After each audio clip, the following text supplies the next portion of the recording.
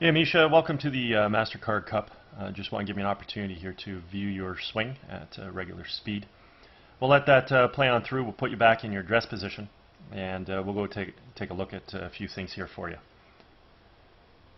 So while we get you back in your setup, let's just go ahead and do a split screen comparison between you and Chela Choi here. I've got some color-coded lines on the screen here to use as a visual reference as it pertains to swing plane and what needs to actually occur in a golf swing to produce straight golf shots. I'm going to currently clear this stuff off the screen, and I just want to first look at your posture. Your posture is awesome. So your spine's nice and straight on a slight tilt, just like what we see with Chela Choi. So this right here, perfect. Legs are unlocked, beautiful. But you hold your arms out too far away from you, and then the club works down towards the ball. So what we want to do is we want to let your arms hang a little bit more naturally so your hands get a little closer to your thighs, and then let the golf club work out to the ball from there. So just sort of changing you from sort of this red starting position into the yellow position, okay? So we have to get the arms to naturally hang so the hands are closer to you.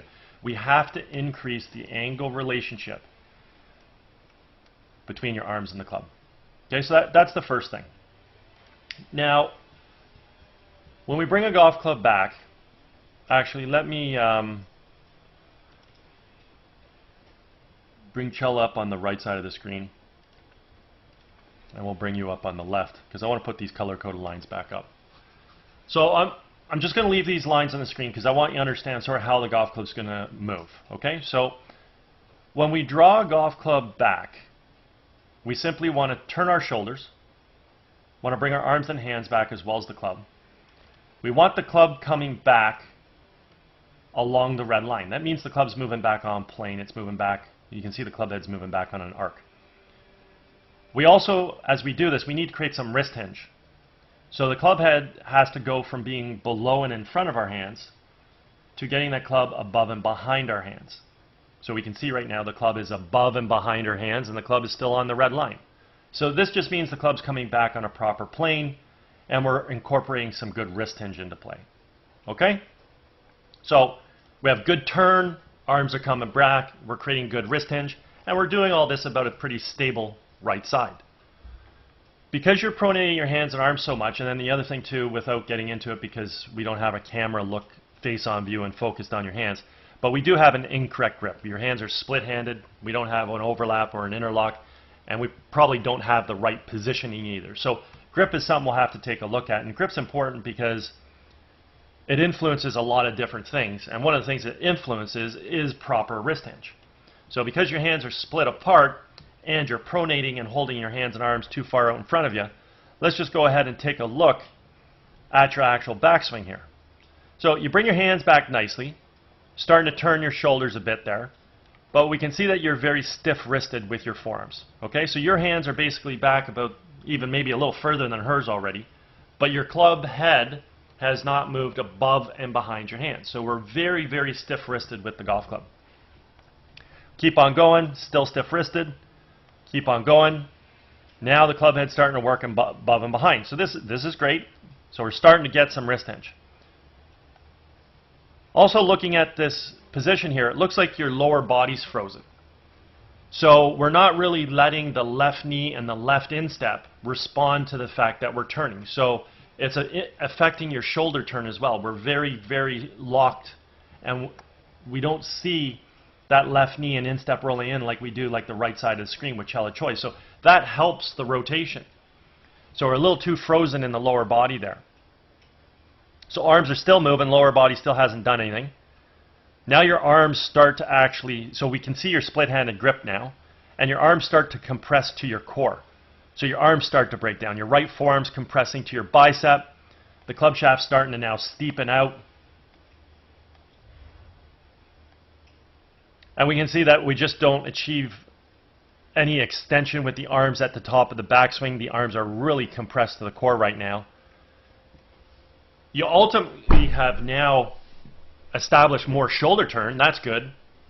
But again, your lower left side, you know, it's not really being allowed to respond and do what it's supposed to do. So with Chala Choi from here, we work the golf club now from red up to yellow. We complete the wrist hinge. We maintain arm extension, complete the shoulder turn, and stabilize our right side. So we can see a very indifferent top of the backswing. Most similar thing is the rotation in the shoulders. Maybe the right leg, the stability. Definitely see that the arms are in a completely different position. Right, they're compressed to your core, club sitting on your shoulders. Her hands are way higher. She also has a little bit more posture angle, so the spine's tilted more forward. It looks like you've obviously stood up from where you started, so let me just put a line on your spine here. So we're now at 71 degrees. Well, you certainly didn't start at 71 degrees. See the angle to your spine right now? So you started at 52.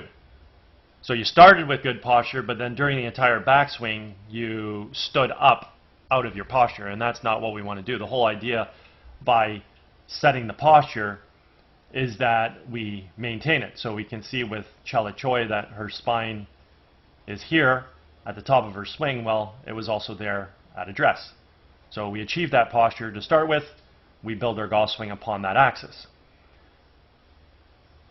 So now as we start our downswing, well, what do we want to happen? Well, we want to move our weight from our right foot to our left, and we want to fire our hands through. We want to get to a finishing position. Well, what does that mean?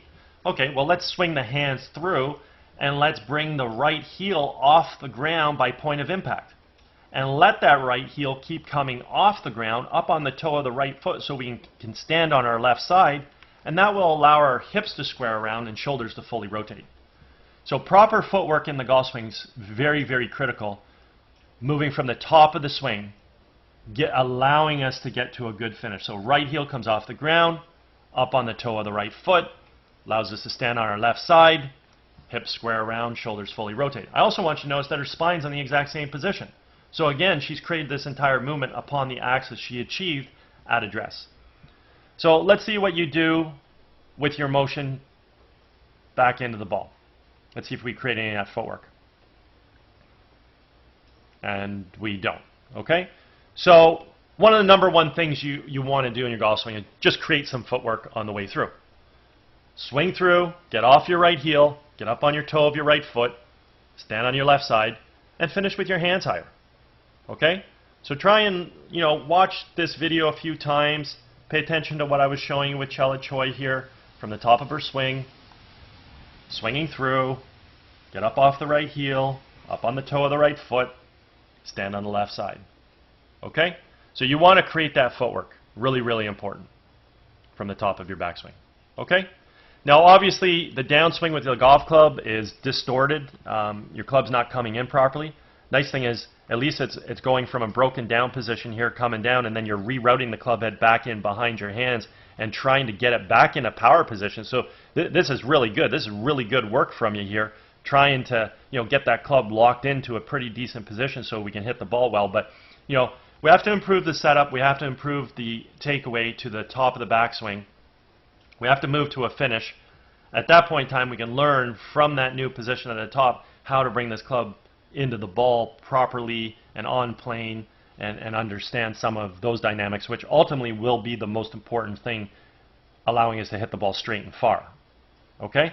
But at this point in time, it's really irrelevant because everything in the golf swing is a domino effect.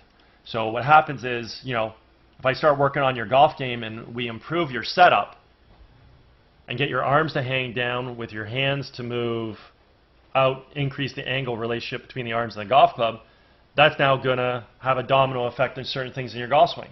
It's going to allow you to create better wrist hinge.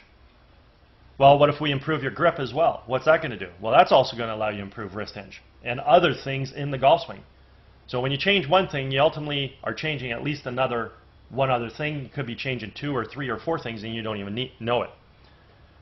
Beyond that, once we have our arms hanging with better grip, well, we have to learn how to bring that club back, setting the arms in a better position with the club at the top, and letting your lower left side understand what it's supposed to do when we are bringing the club back, instead of being so rigid and stiff there.